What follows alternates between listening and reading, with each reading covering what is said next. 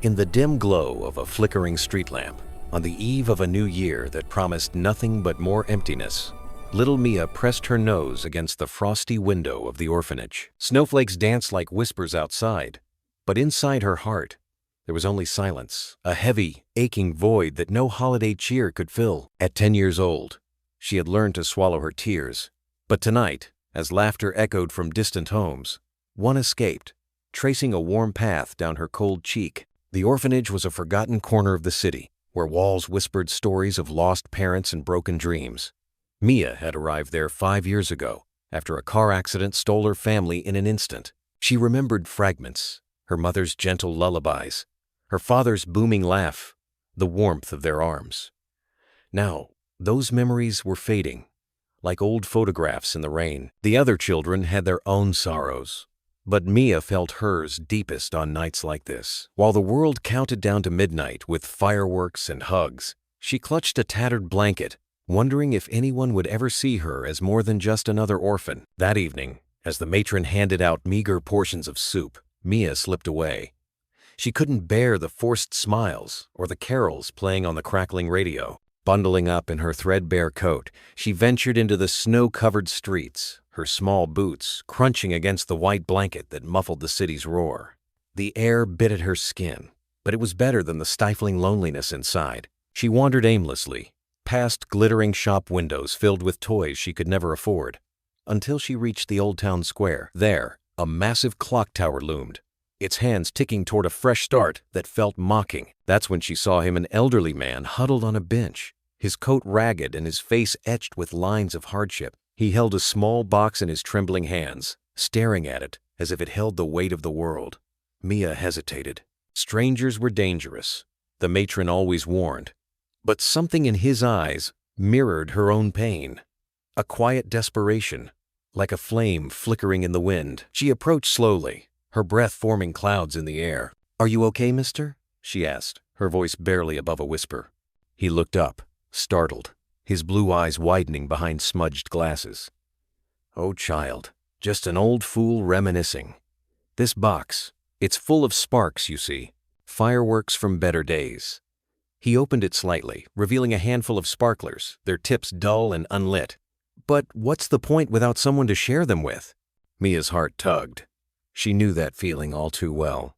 "I don't have anyone either," she admitted, sitting beside him despite the cold seeping through her thin pants. "It's New Year's Eve, and I'm all alone." The man smiled faintly, a spark of warmth breaking through his weariness. His name was Mr. Elias, he said, a retired clockmaker who'd lost his wife and daughter years ago to illness. They used to light sparklers together every New Year, watching the sparks dance like stars fallen to earth. "Hope," he murmured. "That's what they represented. Even in the darkest times, a little light can chase away the shadows." Intrigued, Mia reached for one. "Can we light them now? Maybe it'll bring some hope for us." Mr. Elias chuckled softly, but his eyes glistened with unshed tears. "Why not, little one? Let's make our own celebration." They struck a match, and the sparkler burst to life, fizzing and crackling in the night. Golden sparks flew, illuminating Mia's face with a glow she hadn't felt in years. For a moment, the world felt magical, alive with possibility. They lit another, then another, laughing as the lights reflected off the snow. Passersby glanced their way, some smiling, others hurrying on. But to Mia, it was everything. In that shared flicker, she felt seen, connected. As the last sparkler faded, "Mr. Elias sighed. "Thank you, child. You've given an old man a gift tonight." He reached into his pocket and pulled out a small tarnished locket. "This was my daughter's. She was about your age when, well, it's yours now. A spark of hope to carry with you." Mia opened it, gasping at the tiny photo inside a young girl with eyes just like hers, smiling brightly. Her hands shook as she held it close. "It's beautiful, but why me?" "Because kindness finds its way back," he replied cryptically, standing with a groan. "Now, run along home before you catch cold. Happy New Year, Mia." She froze. "How do you know my name?" But he was already walking away, his figure blending into the swirling snow. Panic and curiosity surged through her. She hadn't told him her name. Clutching the locket, she chased after him, her heart pounding like a drum. The streets twisted, the snow falling thicker, but she caught glimpses of his coat ahead. "Wait, please." Finally, he stopped at the edge of a quiet park, turning to face her. The clock tower chimed 11, echoing through the night. "Mia," he said, his voice cracking with emotion. "There's something I must tell you." Tears welled in her eyes. "Who are you really?" "Mister." Elias removed his glasses, and in the moonlight, his features softened, revealing a familiarity that made Mia's breath catch. "I'm your grandfather, child.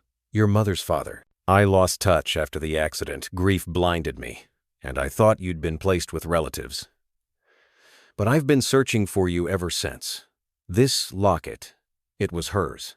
And tonight, fate brought us together." The world spun. Mia's knees buckled, and she fell into the snow, sobs racking her small frame. It couldn't be true. All these years, alone, and family had been out there? "Why didn't you find me sooner?" she whispered, pain and joy colliding in her chest. He knelt beside her, pulling her into his arms, the first real hug she'd felt in forever. His own tears fell freely now. "I tried, Mia. Bureaucracy, lost records.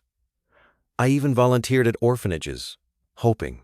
But tonight, when I saw you by that window earlier, I knew. Your eyes, they're just like hers. I followed you here, too afraid to approach until you did." The revelation hit like a thunderclap, shattering the walls around her heart. Waves of emotion crashed over her. Disbelief, anger at the lost time, but mostly an overwhelming relief. She wasn't alone. She had family. As the clock struck midnight, fireworks exploded in the distance, their colors painting the sky in brilliant hues. But the real sparks were in their embrace, the hope reigniting in two broken souls. They walked back together, hand in hand, to the orphanage.